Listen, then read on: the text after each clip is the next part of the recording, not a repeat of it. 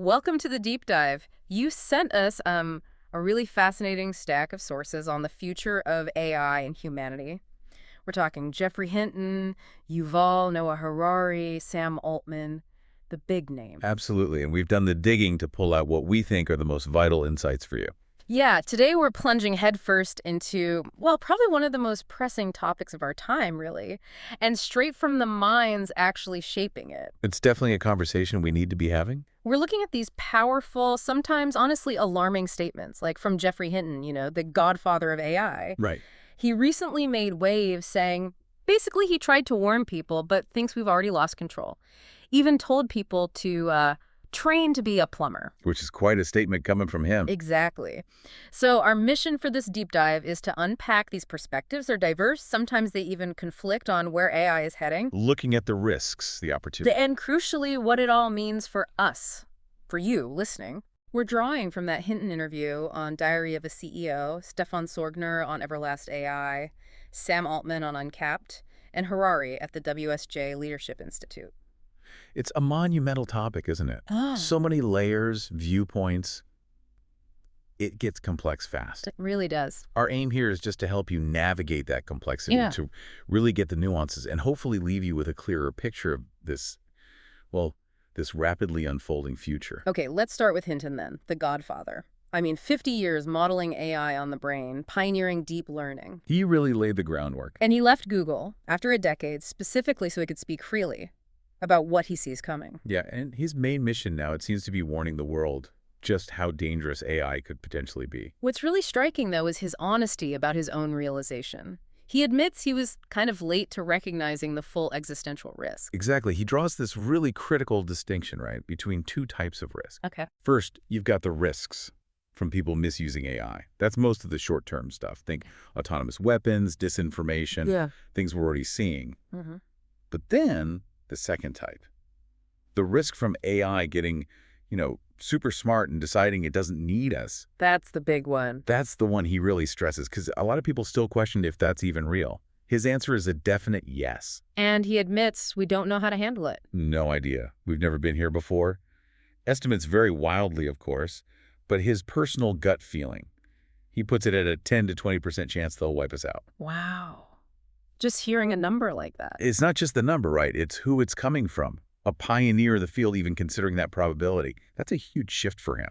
A 10 to 20% chance of extinction. It's genuinely unsettling. It makes you think of, well, the atomic bomb, that kind of existential dread. It does. But we navigated that somehow. So what makes AI different? Why is it potentially, more insidious? Why can't we just, put the genie back? That's a really good question, and Hinton's pretty clear on it. He says the atomic bomb was basically only good for one thing, a destructive one. Right. AI, though. It's good for many, many things. He calls it magnificent in healthcare, education, pretty much any industry using data. Oh, it's everywhere. Exactly. That broad utility means, as he puts it, we're not going to stop the development. It's just too useful, too integrated now. It's not a single weapon. It's becoming foundational. And that usefulness makes it hard to control. Precisely. Which leads right into the problems with regulation. Hinton's quite critical here. Yeah. What's his take? Well, he points to regulations, say, in Europe, that often have this clause saying none of these apply to military uses of AI. He just calls that crazy. Military use is exempt. Wow. Yeah, and he notes the competitive disadvantage this creates. Like, OpenAI apparently couldn't release a new model in Europe because of their rules at one point. So it hampers innovation in some places while potentially allowing dangerous uses elsewhere. That seems to be the concern. Hinton kind of wishes for a world government that works, run by thoughtful people, but immediately says, that's not what we got. Doesn't sound likely anytime soon. No. Yeah. And he sees basic capitalism, the need to maximize profits, as fundamentally working against safety efforts. Okay, a world government feels aspirational, maybe. If that's the ultimate answer and it seems so far off, what about the immediate risks, the human-driven ones that are happening now? That's the really urgent part, isn't it? The risks from bad human actors using AI are shooting up. They're not theoretical, they're here. Like what specifically? Cyber attacks are a huge one, a 12,200% increase between 2023 and 2024, mostly because these LLMs, the tech behind ChatGPT, make phishing scams incredibly easy to create. 12,200%. That's staggering. It is. And we're seeing very specific, nasty examples. AI cloning voices, cloning images for scams, someone's voice used in crypto schemes that Meta says it just can't keep up with removing, like playing whack-a-mole. Right, and Hinton also mentioned autonomous weapons again. Yeah, that remains a big immediate concern. It just highlights the present dangers from misuse, separate from the whole superintelligence question. Okay, so shifting from misuse to broader societal impact. Let's talk jobs. Hinton's blunt advice, train to be a plumber. Yeah, stark. But is this just like, the Industrial Revolution again, or is it different this time? He argues it's fundamentally different, more like the original Industrial Revolution machines replacing skilled artisans, perhaps, than, say, ATMs creating new bank teller roles. How so? The key insight is what it's replacing. AI is said to replace mundane intellectual labor, thinking work. Not just physical work. Exactly. And we're already seeing hints. An Atlantic article mentioned university grads finding it harder to get jobs. One CEO said their company cut its workforce almost in half, 7,000 down to 300, 600, maybe heading to 3,000. Why? Because AI agents were handling 80% of customer service inquiries. 80%? Wow. So what kinds of jobs are most vulnerable? Things like legal assistant, a paralegal, even creative industries, lawyers, accountants. It's hitting white-collar jobs. The insight isn't just job loss, it's the kind of work, the intellectual stuff many people tie their identity to. So if AI takes over so much intellectual work, what does that do to society, to our sense of purpose, our well-being? Well, Hinton predicts a massive increase in wealth inequality. Mm-hmm. If you replace people with AI, obviously the people who get replaced will be worse off. And the companies using the AI get richer. Much richer. He warns this will increase the gap between rich and poor, leading to very nasty societies. Is this a fringe view, or? No, the IMF, the International Monetary Fund, has already voiced profound concerns about massive labor disruptions and rising inequality. What about solutions, like UBI, Universal Basic Income? Hinton sees UBI as maybe a good start, stops people starving, but he admits it doesn't solve the dignity issue. That loss of purpose tied to work, that's a deeper societal challenge. Yeah, it really does broaden the scope, doesn't it? Beyond jobs, what are the sort of bigger philosophical implications here? It absolutely does. Yeah. And that's where someone like Yuval Noah Harari comes in, the historian, the philosopher. Right. What's his takes? He raises this really profound concern about a potential useless class emerging. A useless class. That sounds harsh. It's stark, yeah. His core insight is that humanity's been brilliant at accumulating power, but not necessarily wisdom. Power, not wisdom. Explain that. We went from being, insignificant apes to ruling the planet, flying to the moon, splitting atoms, incredible power. Uh-huh. But, he points out, we don't seem to be significantly happier than we were in the Stone Age. There's this disconnect between gaining technological power and actually translating that into better, happier, more meaningful lives. That's quite a thought. Okay, building on that, let's dive into superintelligence itself. Current AI is amazing at specific things, right? Chess, go. Yeah, GPT-4 apparently knows thousands of times more than any human could. Specific knowledge. But superintelligence, what does that leap actually mean? How is it truly different? Right, the distinction is key. Superintelligence is when it's better than us at all things. General intelligence, surpassing us across the board. And when might that happen? Hinton estimates maybe between 10 and 20 years. Though he hedges, he admits it might be even closer, or maybe 50 years away. The timing's fuzzy, but the potential is for something generally smarter than us. And why is digital intelligence seen as potentially so much more powerful? It's about how it learns and shares knowledge. It's digital, right? Mm-hmm. So you could make perfect copies, clones of an AI brain instantly. Okay. These clones can then share what they learn, essentially merging their knowledge by averaging their weights together. They can transfer trillions of bits a second. Trillions compared to humans. Humans maybe transfer 10 bits a second through language. It's a completely different scale of collective learning, like a hive mind. And it can rewrite itself. Crucially, yes. AI can modify its own code. That allows for exponential self-improvement.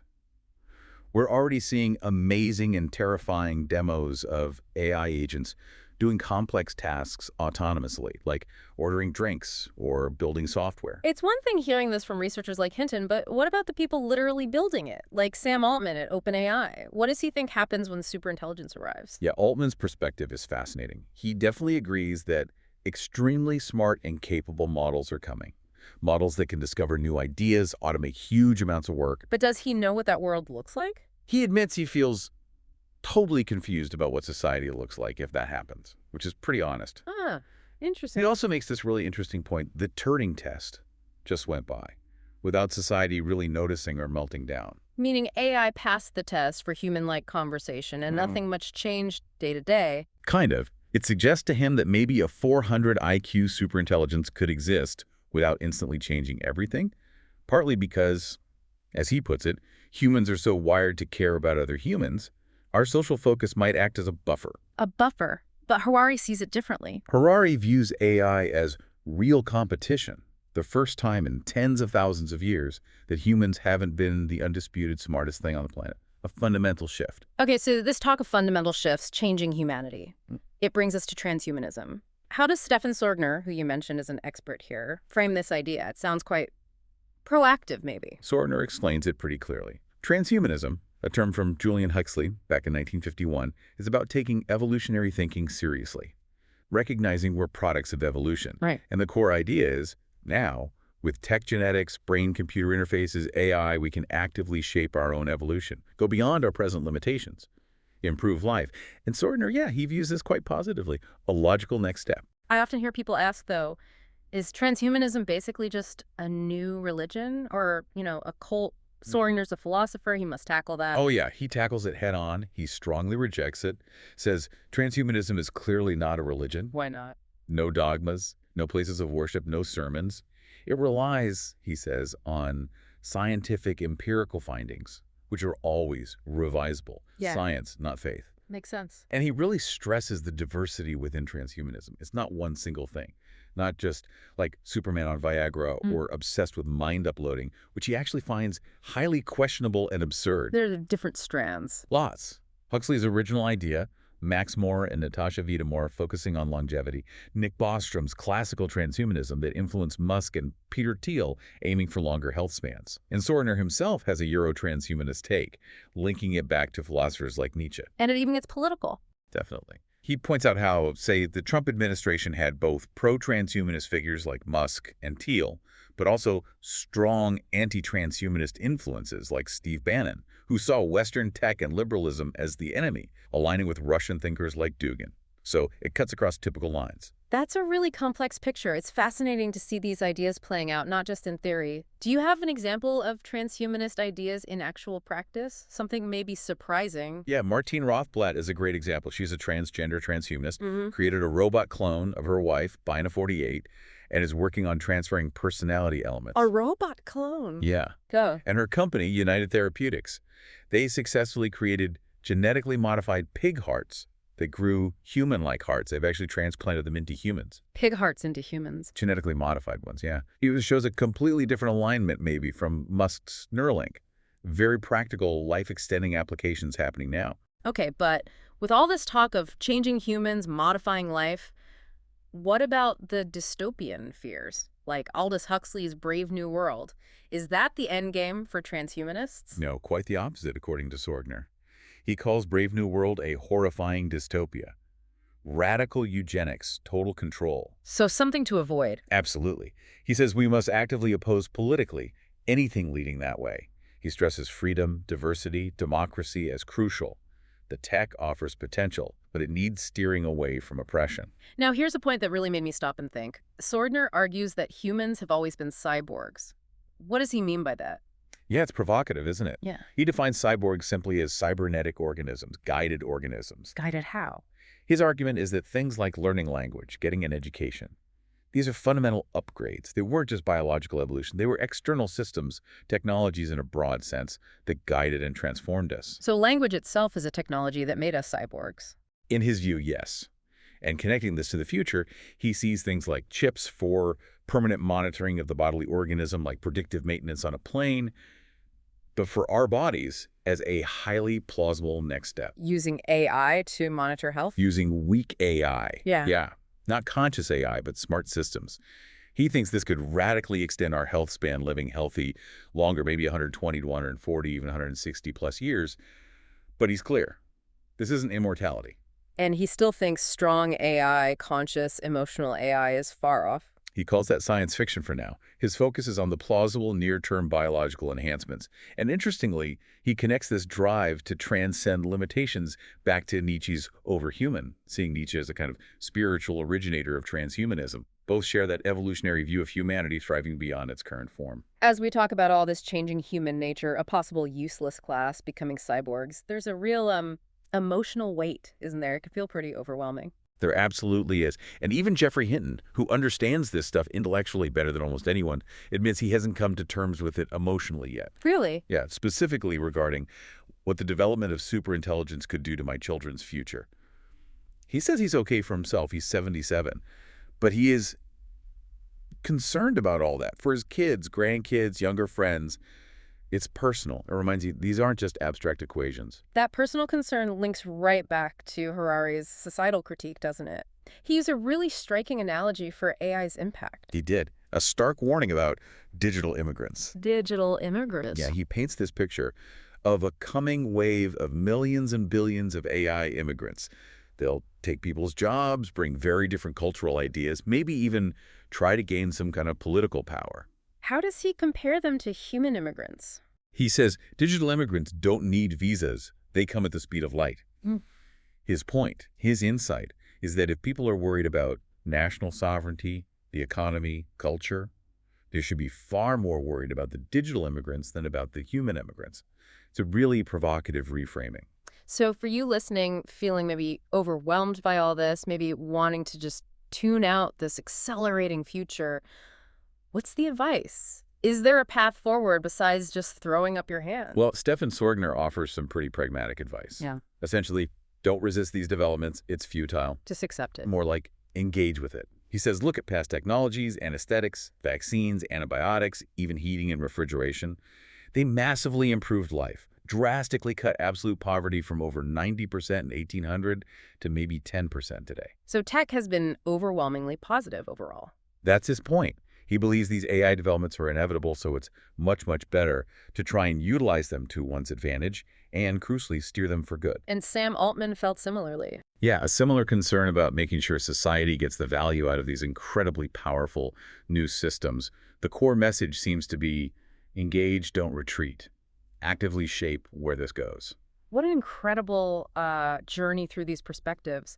We've covered Hinton's stark warnings, the sheer difficulty of regulation, the anxiety around jobs and maybe even a useless class, the mind-bending nature of superintelligence, and this whole rethinking of humanity via transhumanism. It really touches everything. It's clear this isn't just about new gadgets or faster computers.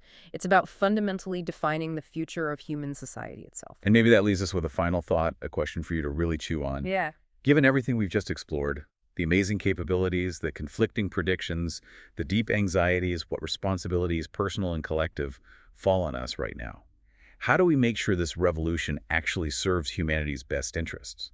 How do we consciously choose the kind of society we want while navigating such incredibly powerful, fast-moving change?